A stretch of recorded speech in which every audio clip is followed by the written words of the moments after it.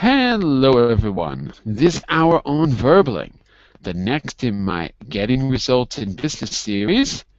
We're beginning a new unit today, how to talk about success, the vocabulary you need to describe success and failure in different forms, and some key expressions you use in different situations where you're talking about success, particularly in being polite and diplomatic and not sounding boastful, things like that.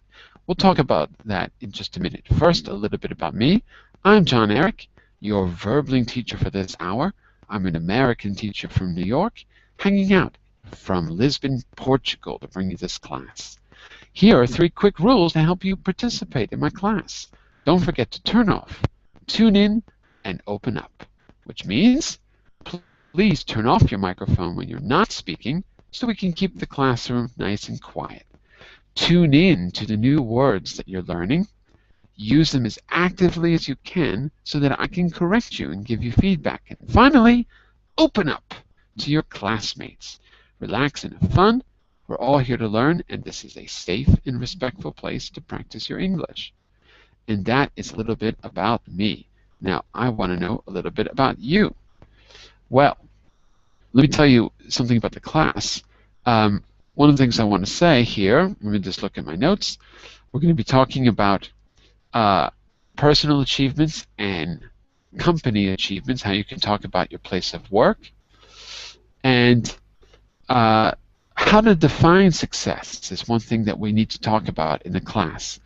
Businesses often define success in financial terms, such as sales figures, profit, loss, turnover, this kind of thing. But striving to be number 1 at what you do is not necessarily the only measure of success. So we want to talk about that together. Companies are increasingly aware that other factors contribute to overall success. These might be, for example, raising money for charity. That might be something that makes you successful. Your commitment to the community, for example. Helping the environment might be a measure of success, how environmentally friendly you are, or enabling employees to achieve a healthy work-life balance. There are people out there getting PhDs in human resources, and one of the things so this is kind of a new phenomenon, and one of their goals is to help you develop your career within the company, to make sure that the company is a conduit, a catalyst for career development. That's great in theory. I don't know if it worked in practice, but it's certainly a nice change from maybe the old school way of doing things where you might have been in one company for your whole life, but I'm not sure if anyone was out there trying to help you develop. So it's good in theory. Anyway, we'll talk all about that. Let's say a quick hello to, let's see who's here. Ishmael. Hello, Ishmael. How are you? I am very well, thank you. Very good. How are you? I'm all right. I'm all right. I know that you sent me something on Facebook, right? Wasn't it? Yes. Yes. I don't check Facebook a lot, so I saw it a little bit late, but I'm going to correct it for you and send it to you.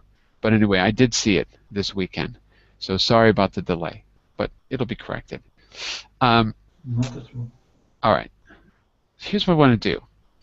I'm going to give you a link to our material for today. I'm also going to share it on the screen for those of you watching. I had to do this a little bit quickly. That's why I don't have the link in the material, but I'm going to click present so it turns into a presentation, and then I'm going to copy the URL for you, put it in the chat window. Just give me a second to let this load. Here we go. Hopefully this will work. Is it working? Exit. Yeah, there we go. Okay, so look in the Verbling chat window. I'm going to call this presentation. Okay, you should be able to see it there. Yes, and I I'm going can to. see. Okay, very good. So if you want to download that to your computer, feel free, or open it if you want to see it up close. I'm going to share my screen so that the viewers out there can see it as well. How to talk about job performance. We're going to talk about this photograph in just a second. First, let's see what we're going to do. Could you read the learning objectives for this unit, Ishmael? Learning objectives in this unit talking about achievements, reporting back on and evaluating research, generalizing, using contrasting language. All right. So, generalizing and using contrasting language. How do you think? Oh, there's a mistake there. It shouldn't say how to talk about job performance. Uh-oh, that's a mistake. Uh-oh. I didn't change the text. It should be how to talk about success. I have to change that after class. Sorry about that. Generalizing and using contrasting language is about using the right connectors, the right connector words, so that when you're specifically reporting back, you're linking your ideas in a clear way. For example, in general, as far as X, Y, or Z goes, these kind of connector words. Contrasting language is anything that is synonymous with but, like in spite of, despite, nevertheless, however, on one hand, on the other hand, using contrasting language. So they're all kind of connected together. But we're going to start off with just simple vocabulary, talking about achievements and developing our vocabulary in that area. Again, I apologize about having the wrong title. I don't know why I didn't change it. It should say how to talk about success. The first thing that we do is use our exam-taking skills to talk about the photograph and try to figure out how it's related to the theme of success. And I have a little trick for you. In the previous classes, I've given you, I believe it's 4 steps to talking about a picture, talking about a photograph. So if we go to our material, give me a second, I'm going to open the notes and I'll tell you what page it's on. 1 second. But basically it's, if you follow this sequence, you'll probably sound pretty good if you're in an exam situation. And if you're not, it will still help you start to brainstorm for the vocabulary that you need. Let's see. Gotta go to vocabulary, getting results in business. And I'll put a link to this in the chat window also. Give me a second. Share.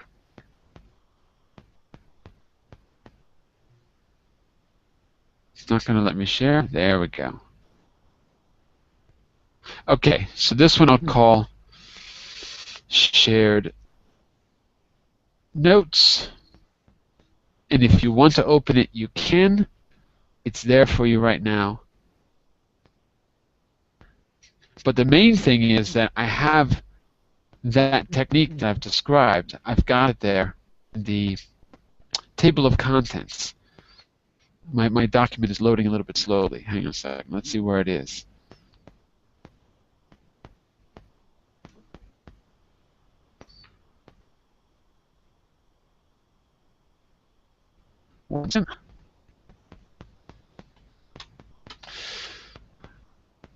Phone skills is not it. I'll tell you where it is in just a second.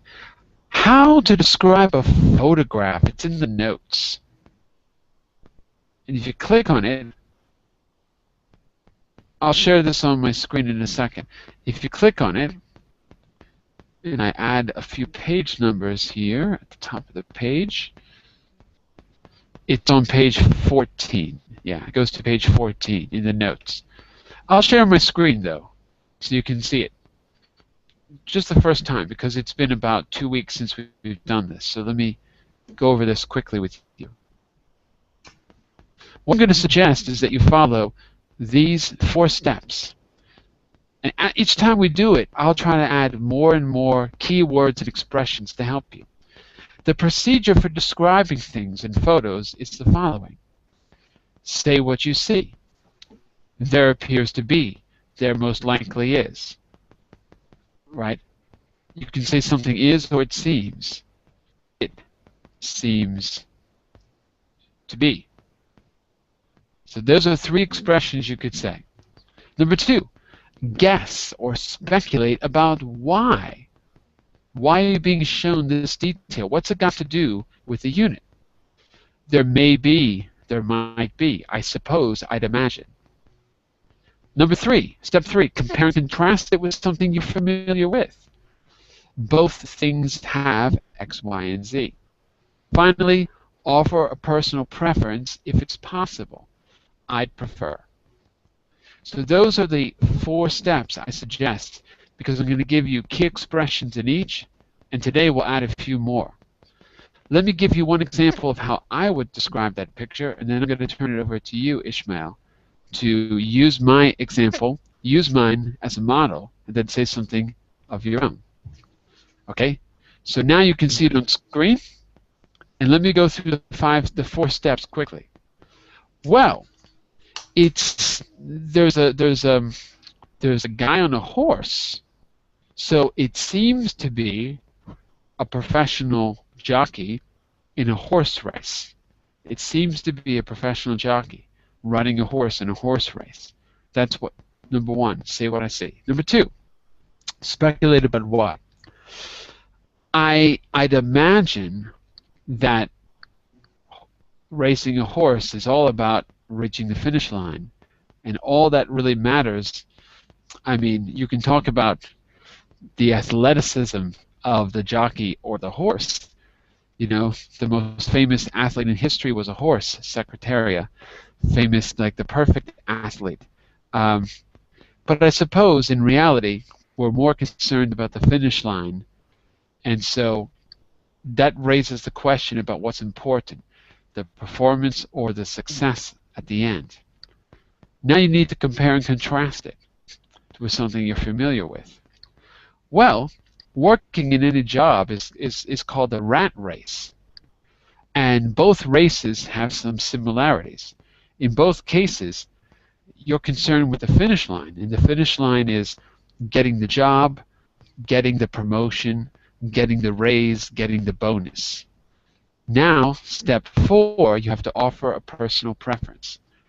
Well, I'd prefer to be in a job that wasn't really about the rat race. It wasn't about getting to the finish line. I'd prefer one that has a lot more to do with collaborating, like maybe more like a relay race than a horse race.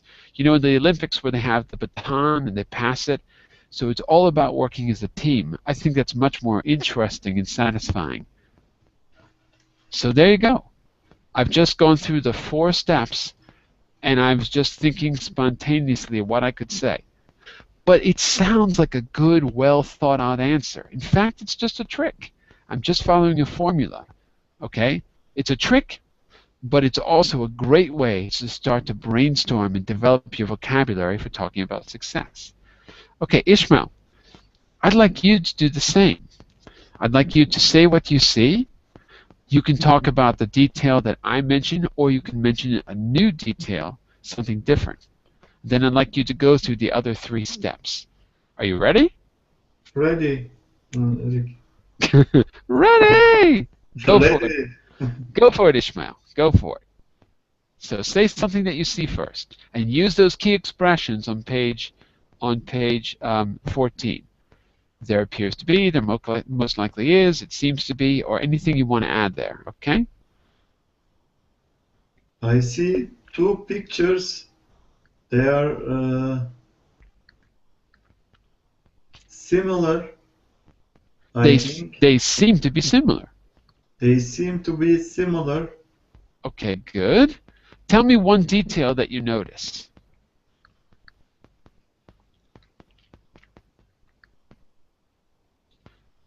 Tell me one detail that you notice, Ishmael. I see some gray clouds in the sky. Okay. It is going to be rain. It's going to rain. It is going to rain. Okay, good. That's a detail. Next step. Speculate about why. Why does the image look like this, and what does it have to do with how to talk about success? What's it got to do with success? Here, you have to use your imagination. So can you connect the gray clouds in the sky to the metaphor that we might be thinking about with success? I think a racer make a training with his racers, because I see one racer on the picture, Mm-hmm. but he is running very speedily, He's running really uh, fast. He's very galloping on fast, the horse. He's galloping on the horse. Okay. because I see some dust on the surface. Okay, good. Don't forget to use those key expressions on page 14. I suppose, now you're speculating about why. I suppose the rain clouds are there to remind us about, or I'd imagine the rain clouds represent, or there may be great clouds because. I want you to speculate about what that has to do with success in business. What's the metaphor? There's no right or wrong, Ishmael, okay? But The rain clouds remember us, remind us. remind us it is not easy to be successful in a race. Absolutely. You might get rained on. And you've got to run the race no matter what the weather is, too. You've got to run the race in rain or shine, right? Yes, Absolutely. So how would you say that? You would say, I'd imagine the rain clouds are there to remind us that it's not easy to run a race. We have to do it in rain or shine. That is a good answer. If you put them together, here's what you have so far. Well, there appears to be a rider out there in the desert or on the plain with dust. It most likely is some kind of a horse race. I'd imagine the rain clouds are there to remind us that it's not easy to run a race. You have to do it no matter what the weather. Just like in business, you have to do business no matter if things are going well or if they're going badly. You have to continue on. Okay, Ishmael, step 3, compare it and contrast it with real life. Think about a situation that you had to continue, rain or shine, or difficult or easy. Doesn't matter. But to compare it with real life now, what could you say? we should work hard if you want to be successful in work life. And Give me a personal example of that. Tell me something that you've had to work hard on, because it will sound a lot better if you give a personal example. I'll show you what I mean. But give me an example from your life. it will be some hindrance at work life, Mm-hmm. like rainy weather in this picture. But we should always try to do our best to be successful at workplace. When did you try to be successful in the workplace? Give me a personal example. Personal example. Yeah. There might be some difficult problem to solve at workplace. Give me a difficult problem you had to solve in the workplace. Specific. Specific. Yes. Yeah. What's a problem you've had to solve in the past, Ishmael? Did you have to solve a problem between employees? Yeah. Did you have Yes. Give me an example. Yes. Yes.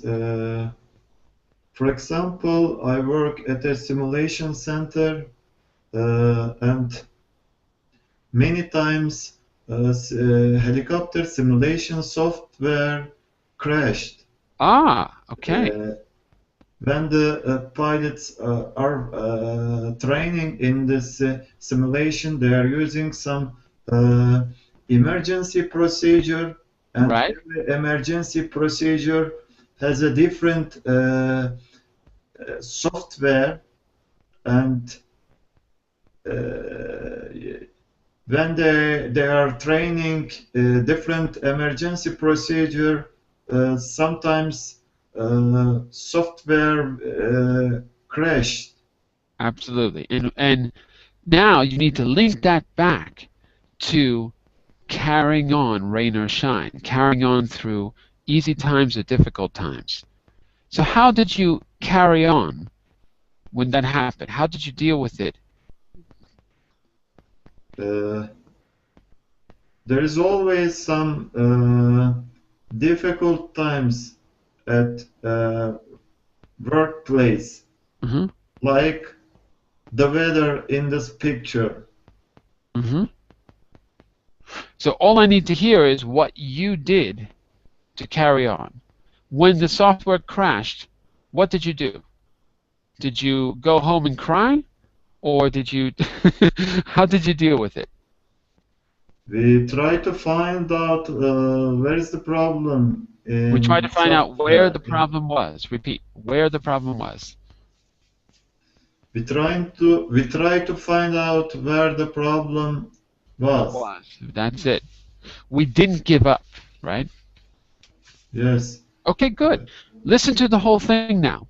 Well, there appears to be a rider on a horse. It seems like it's a kind of a horse race. And I suppose or I'd imagine, the gray clouds in the background are there to remind us that we have to carry on, rain or shine, through easy times or difficult times.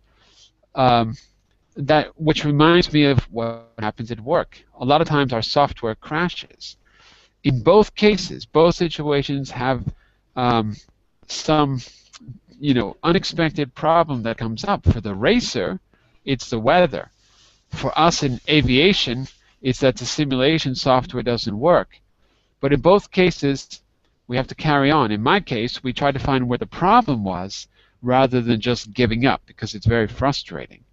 Okay, very good. And you can end that with a personal preference of one way to handle it or not. Okay? It's up to you. So that is just a quick example of what you can go through when you describe something to give a complete answer and to start to talk about the vocabulary for the theme of how to talk about success. Okay? So, good job.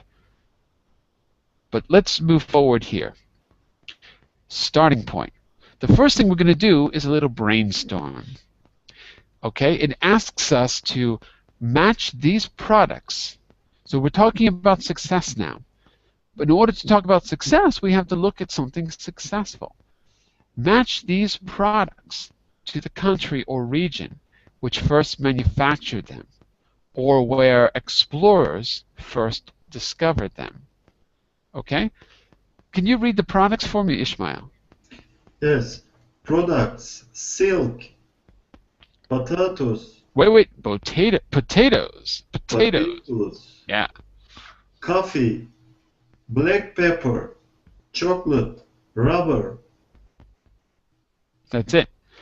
Okay, and then you've got these regions: Central, South America, Peru, India, China, Ethiopia, Mexico. All right? So, first of all, let's match them up. Where does silk come from? Where did it come from? Silk come from India. Silk, first of all, come from or came from? Where was it discovered? Remember? Because we want to find Yes. out where it was first manufactured. It Where was was it? discovered in India, I think. Okay, we'll find out in a minute. I've got the answers at the end. We'll find out in a minute. What about potatoes? China? Very interesting. Most people would say Ireland because everyone thinks about the Irish and potatoes. Actually, No, you're right. I mean silk. Jon-Eric. Oh, silk. Silk came from China? Absolutely. The Silk Road led to China. Right. Yes. Okay. Potatoes, What about coffee? coffee, South America. I would think so as well. Yeah. Do you know where specifically?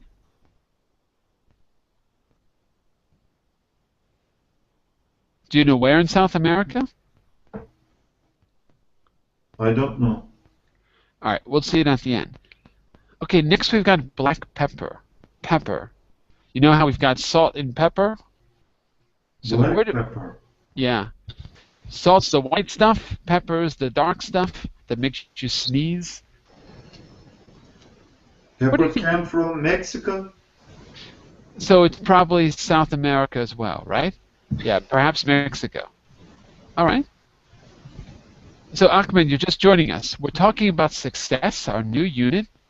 And what we're going to do is match up some of these products or commodities to the place where they were first created, manufactured, or discovered. Then we're going to talk about success in light of some of these things. So chocolate. Do you know the origin of chocolate, Ahmed? Do you know where it comes from? I don't know, but it might be South America. I would think so too. Apparently it's not, but I would think so too, because we always hear the story of like the Incas and the Mayas that discovered In two Peru. things. Yeah, like there's a name for it. There's a name for it, begins with an X. I forgot how to say it. But so yes, you always hear about that. Ethiopia? Yeah, something like that. I don't know. I've got the answers to this. We'll see. But I think that's actually not the origin. But I would have thought so as well. And what about rubber? Do you know where rubber came from initially? Somewhere in Asia. Somewhere in Asia. What do you think, Ishmael?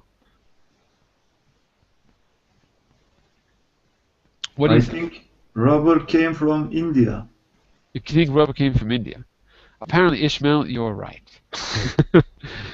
I've got the answers here. Hang on a second. Let me see if I can put them on the screen for you. One moment here. Give me just a second because I need to open another PDF to get the answers. But I've got the, because I should have done this like a quiz. Hang on just a second. Well, I can tell you the answers, but I want to find the actual information file that should have a few facts because it's interesting. Give me a second here, and if my computer lets me. Okay, while I'm doing that, because that's going to take a second, let me tell you the official answers. 1 second. This is taking forever. The official answers were the following, okay? It says, silk, obviously China.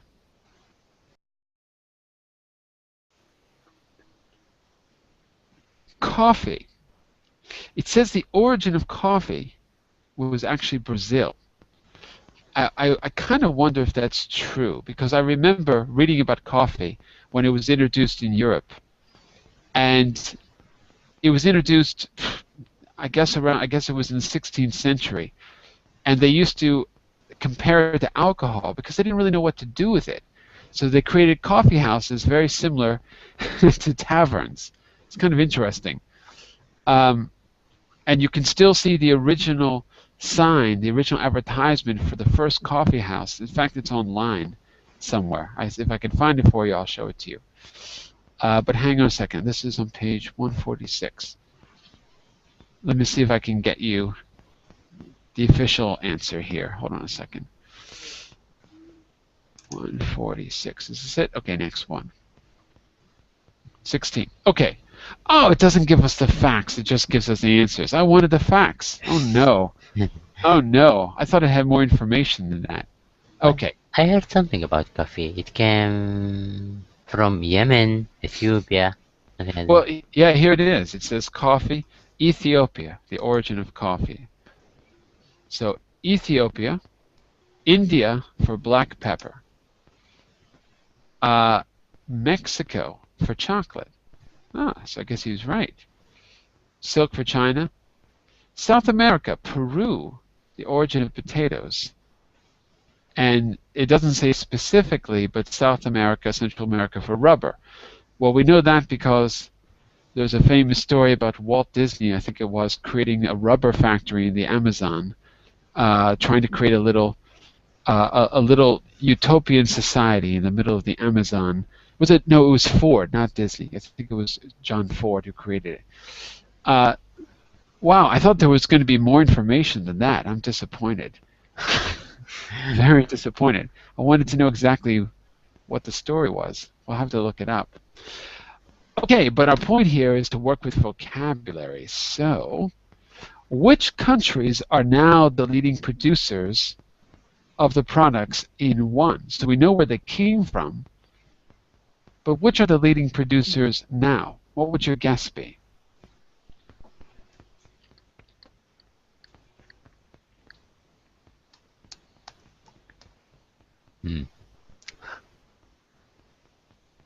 Ismail, what do you think?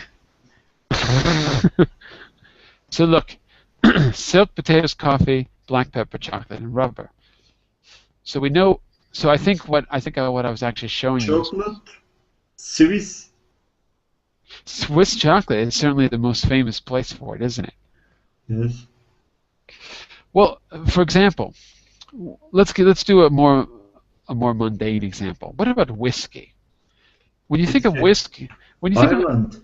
yeah, you think about Ireland for blended whiskeys like Bushmills, something like that, and USA maybe. for the expensive single malts, for the expensive ones, the pure whiskeys, we tend to think of the islands off of Scotland, right? Scotch. It's called Scotch. Scotch whiskey. Scotch. Well, where do you think, out of all the places that produce whiskey, which country is probably the most successful in producing whiskey? Want to make a wild guess here? USA. Good guess. Very good guess. For wines, I might agree with you. Actually, Japan. Wow. Japan is probably the biggest success story in whiskey because they've got one cultural advantage. They love to reverse engineer products. So they take the whiskey, they figure out the composition, and then they try to reproduce the process. And they have produced very expensive, very good whiskeys, very famous ones. So in terms of success, Japan is probably the success story, right? Because they didn't originally make whiskeys. For the United States, wine. Yeah, Napa Valley was really good at taking French, Spanish, Portuguese, Italian cultivation and whatever, their grapes, producing them in a new place. Chile became pretty famous for wine about 20 years ago, Chilean wines, and Australia as well for wines took over. That's probably the big success story because they weren't originally producing them. Okay, what do I want to say about this? I want to say, oh yeah, okay. How important are products like these where you're from? And if these products are not that, well, yes, let me ask you that. How important are these products? Silk, chocolate, rubber, potatoes, things like that. How important are they to where you're from? Do they need to be imported? Can they be produced locally? Let's talk Turkey first. Yes. We are producing chocolate. We are producing or we produce? We produce chocolate. Right. Potato. Potato. Potato.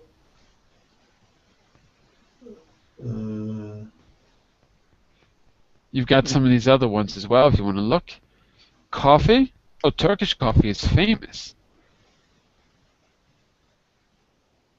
Turkey has we its don't own. produce coffee. We prepare maybe. Jon-Eric. Say again? We don't produce coffee. We prepare a different method, with a different method. Turkish coffee is really good. Yes, Jon-Eric, but this coffee is not raised in Turkey. We are So, important. right. Do you know where it comes from? Do you know where you import it from? Just out of curiosity. Because it's very distinctive. I know you make it in a different way, but it's really unusual compared to other forms of coffee. Turkish coffee is great, except that at the bottom of the coffee cup there's this kind of like mud. Yes. I guess it's the coffee grinds and sugar and stuff at the bottom. So as long as you don't drink it to the bottom, it's really good and really strong. I like Turkish coffee actually. What about Saudi Arabia? Well, all of these are important, but I don't think we produce any. You don't need to. You've got all the oil. You don't need to produce anything else. No, no, not that really. And something else with our coffee. People in Saudi Arabia drink different kind of coffee. I mean, our coffee is not that coffee that Mhm. we know. Yeah, I mean, our coffee is cardamom Oh, right, and right, something right, else. right, right, Yeah, right. Yeah, this is the yeah. kind of coffee that people drink in Saudi Arabia. Oh, yeah, yeah. I've heard of that. Beside, of course, beside Turkish coffee and these things, yeah, as well. So it's cardamom. So it's not regular coffee beans, or it's a mixture. Yes, so, it is no, it is cardamom and something else. I don't know. They call it coffee. I don't think it is coffee. It's something else. I don't know in English. Yeah, it sounds familiar now that you mention it. I mean, I've heard of it. I don't know if I've had it actually, but I remember seeing it somewhere. And yeah, I don't know, but it sounds familiar. Yeah, you might hate the flavor. No, I think I had it a long time ago. And do you have regular coffee as well, or not? Yes, yes. People drink regular coffee as well. And is there a cultural reason not to have regular coffee and have Saudi coffee instead? Well, Because it's people, yes. you said to me once you don't drink coffee because you don't want to be addicted to anything, like me. I am impressed. You still remember? I remember. Yeah, I said something similar to this. You are right. Yeah, I don't want to be addicted to anything. I mean, guesses So, my so the situation cardamom, might. Yeah. so the cardamom doesn't have caffeine in it, right? No, to me, I don't like.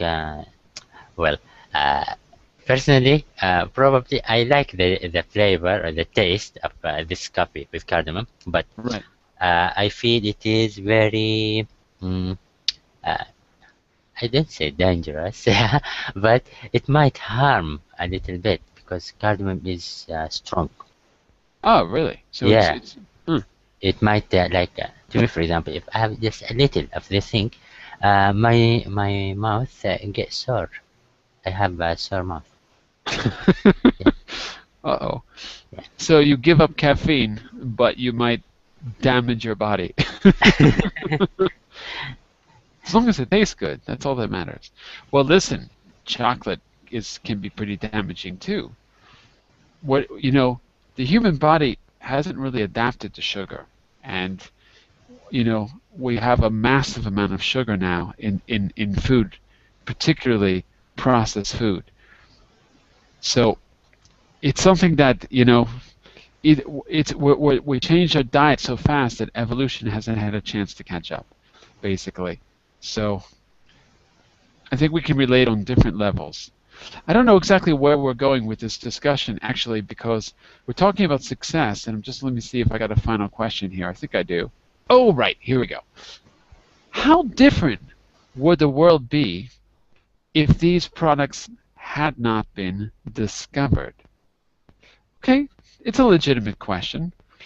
I have another question too, which is about how successful these products were for the country itself. But fine. What do you think the world would be like without rubber, for example? What do you think the world would be like without chocolate, without coffee? Would it be the same? Do you think we could Yes. live without these? Yeah. We can live without this, but our life will be different. For example, There will be no Valentine Day, probably. That's right. uh, No uh, one would no one would fall in love anymore, right? no, they will fall in love in different way. With They cardamom, might, right? they might, for example, like they exchange, let's say, probably, exchange grass instead or something like that. They'd exchange cardamom between. Here's my cardamom. Don't eat it, or your mouth will be. Okay, I agree. But look at the advantage. The advantage of not having rubber is that we wouldn't have cars, we wouldn't have vehicles. We just have trains and horses still, and wood wagons. So maybe that's a good thing. We would have less pollution, don't you think? Get rid of rubber, and we lose all of that traffic and congestion in cities. Everyone has to take trains and planes and horses. What do you think? It's not all bad. Am I Uh, right? Am I uh, right? well, they might invent. Ooh, what happened? Hello? Lost you, Ahmed. I can't hear you. Ishmael, can you hear me? Yes, John. I don't know what happened to Ahmed. I think we lost. Well, I've got one last connection, which is about success. Oh, there you are. You're back. Yeah. I lost you. I don't know. Something wrong with my connection? Probably. You sound okay now. It's okay. Yeah, because yeah, I think there is something wrong. It says your network connection is experiencing difficulties. I will rejoin the class, okay? Okay, okay. Okay Fine. then. So, here's my last question. My last question is not on the screen, but it's my own question that I'm going to ask, which is, how successful are those countries that produce them now? So, in other words, how successful have they been? What's been the has there been a price for success, for example? Let's take silk, for example. Would you say that silk was a success for China? Uh,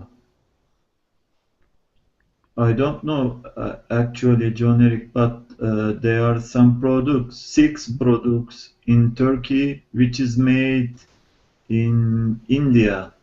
Mm-hmm. Maybe uh, Like what? maybe they produce more economic than China. I don't know. Maybe there are some uh, fabrics in India and they have some knowledge. They are producing more successful than China. And what kind of products? You mean Silk, I mean silk products. silk? Okay. I buy some silk products in Turkey. I see in shopping mall, Mm-hmm. which is produced in India. Right. So one thing that comes to my mind is the whole the whole nature of trade and exploration seems to have a big part of it had to do with silk, right? The Silk Road going from Europe right through Asia. So just the idea of so about success, I don't know, I'm not sure, but about the cultural connection, the way we connected to other cultures and had to encounter them through trade, certainly is one unintended success. People had to learn Chinese, of course. They had to encounter all sorts of other cultures. It was pretty dangerous to bring silk, to import it, to go to China. This is talking about hundreds of years ago, not talking about recently. So that's one thing that comes to mind, that there's a kind of a cultural success that happens by cultures mixing. Um, what does Turkey export, Ishmael? Is there something in particular that they export? Yeah, we were successful at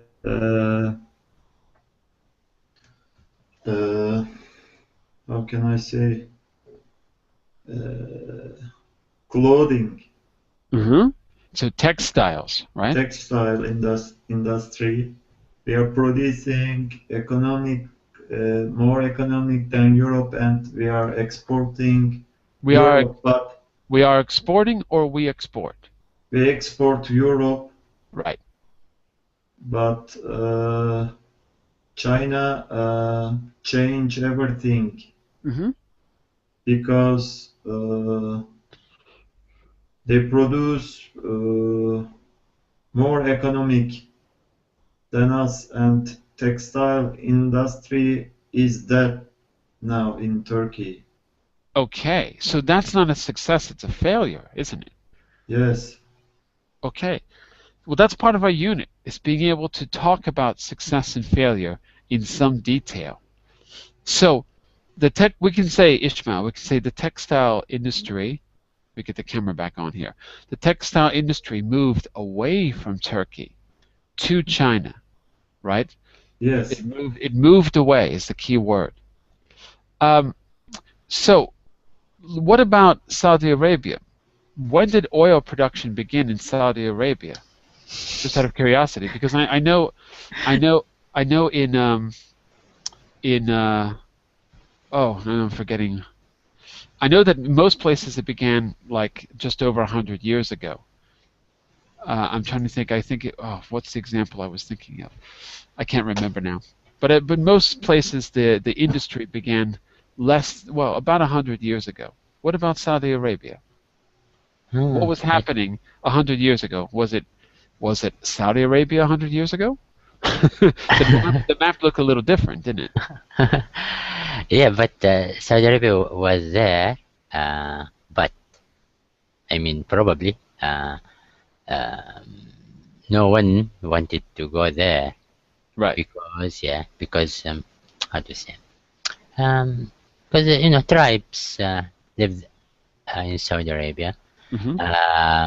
No water, no life, no real life, or like I don't say the real life, no luxurious life probably in Saudi Arabia. Yeah, No, what kind of life? I'm sorry. No.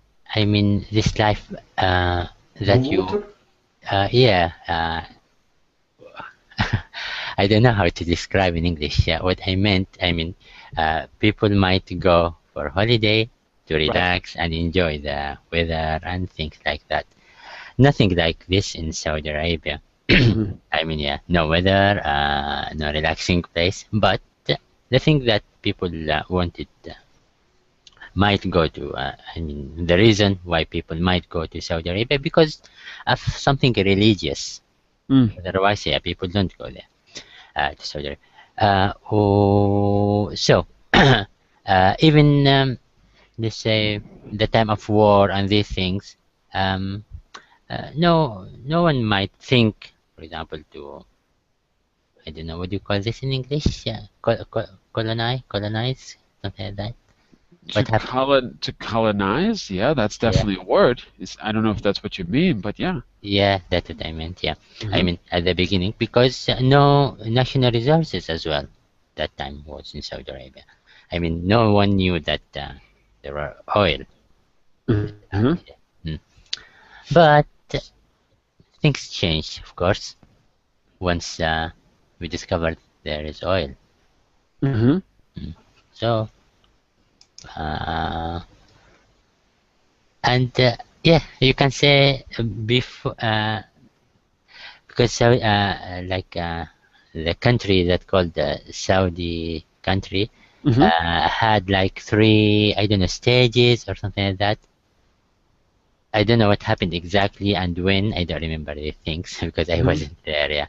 So I mean, this you can call this. I mean, the country that called Saudi Arabia right now is like the third generation. Right. Yeah. So yeah, you can say it is the most successful or the longest Saudi country that last so far. Yeah, the longest lasting. The longest lasting. Okay. All right.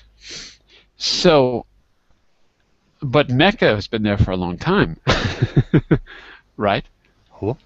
Mecca Mecca, yes, yes, has Mecca, yes. has Mecca, yeah, was there for a long time. Even the time, let's say, like, I don't remember what do you call this country. I mean, we're based in Turkey. I Mhm. don't remember that. Yeah, in English, I don't know how to say the, this. the Ottoman Empire. You mean? Yeah, I Right, mean, they looked after Mecca and Medina, of course, right. those two religious cities. Well, I was asking about oil only because it's an export. Okay. That was only because it's an export, Yeah, and we're trying to measure success in some way and figure out what it means. So for Turkey, textiles was an achievement because the world was interested and it would help the economy, the community. But it sounds like the industry moved away to China, perhaps because of the cost of labor. I would imagine the cost of labor is much less. I would Yes. imagine that's the reason. And I'm just curious, oil must have been some contributing. I don't know the history of Saudi Arabia at all. I looked at the history of, um, I think it was Iran. Yeah, it was Iran. And I looked at the history of oil in Iran, which is pretty interesting. Um, it's another story. But I imagine that it must have transformed Saudi Arabia, including the reason why maybe it's been continuously uh, stable, for that period of time. So I don't know. It's hard to talk about success, but it might yeah. be one area we can look at if You that has. can, yeah, you can mention something about the Mhm. current case probably. I don't know. A friend of mine said, because I don't watch news. That's why. He said the problem is, between Saudi Arabia and America now. I mean, about the relationship is not that good. Probably because America has The different. relationship is pretty good. America's quite pro-Saudi, yeah. Hmm. Yeah, it's but go ahead, go ahead. Well, okay. Because because of new resources of energy that has been discovered lately. So Yeah. probably the world might don't rely on oil anymore in the future. They might Well, depend on something else. we're running out, aren't we? Mm, When, and yeah, well, probably you are right.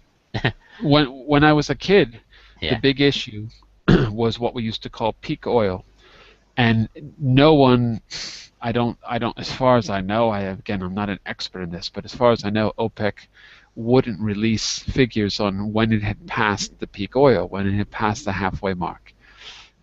Wouldn't talk about it. OPEC is not just Middle East; it's also, I think, Venezuela as well. It's also South America. Um, we don't really talk about peak oil anymore, right, in the media. Now it's just about environmental issues, which is good because we know that we shouldn't really be using fossil fuels. But part of the problem is that we're running out. I remember being in a social studies class when I was like 15 and hearing the projected dates of when we were going to run out of oil. Like 2015 was one of those dates. That's the first one that I remember. And I was thinking, geez, what are we going to do then? Well, it's now then. So it's a political issue, and strangely, the conversation has shifted away from the resources running out. But you're right. In America, it's a big political issue to talk about dependence on foreign oil, as they call it. We have to be energy independent. That's one political issue.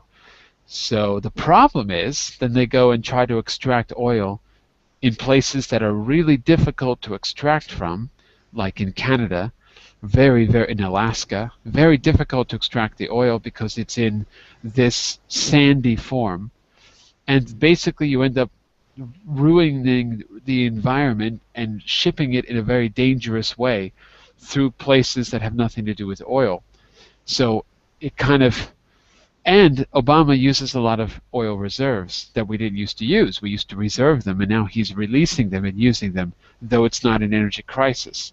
So it's a very big issue. It's very complicated, very complex, I should say. But you're right, Ahmed. There's a big political and media discourse about foreign oil and not being dependent on that and not being dependent on the Middle East. It's just a way to counteract the backlash for Iraq and Iran, and the fact that the population was very, very upset about the invasion, and the government did it anyway. And so it's to counteract the backlash from years of people opposing war in the Middle East. So I think that's a big part of it. But you're right, that there is definitely a movement away from, at least talk about moving away from it. So I think it's interesting about oil, because if you looked at Iran, success and oil, they should be like this in Iran. But from what I remember, they weren't, because the moment that the oil was discovered, and it was nationalized, there were problems, because the West wanted it. So the people working in the oil fields made nothing, made no money, and the companies extracting the oil made lots of money. Then the nationalization led to major conflicts, right? Major conflicts, and the same with Venezuela recently when it nationalized production. So led to major conflicts with the West that wanted the oil cheaply. So success has to be measured in some way. It's hard to talk about success because these issues are pretty complicated. All right, well look, my main goal was to start to talk about success in different ways and get you talking about using some vocabulary for success. So, for example, words like success and failure, words like achievement, words like disaster, maybe the industry moving away, the textile industry moving away to China could be an economic disaster for Turkey, as an example. Perhaps producing luxury goods in Japan, like expensive luxury whiskey, is kind of a breakthrough success. So these were some words and adjectives we could bring up talking about success in general. What we're going to do in tomorrow's class is take our text, which you can see on slide 8. We've got some general questions on 7 and 8, and then our text is on slide 9. We're going to read about a case study, a little case study, and pick out some of the main adjectives for talking about success, some of the ones I mentioned, do a little bit of work with them, and start to build up our basic vocabulary over the next 2 classes for success. Okay? And I think at the end of class tomorrow, we're going to be talking about your own company's success or achievements. And I think that will bring us to the end of tomorrow's class, just so you know where we're going. Okay? And at the end of tomorrow's class, I'll give you a homework as well to start working on some of the vocabulary that we've learned. All right, we've got to stop now. I'll be back same time tomorrow. In fact, the same time from now until the end of time, as far as I know, 10 GMT to 12 GMT. And always from 11 to 12 are our business classes. So for the next week and a half, we'll be doing how to talk about success. All right? So see you tomorrow at the same time. Have a great day. Bye for now, everyone. Thanks. See you soon. Thank you, Jon-Eric. Okay. See Bye. you. Talk to you soon. Bye-bye. Bye, Ahmed. Bye.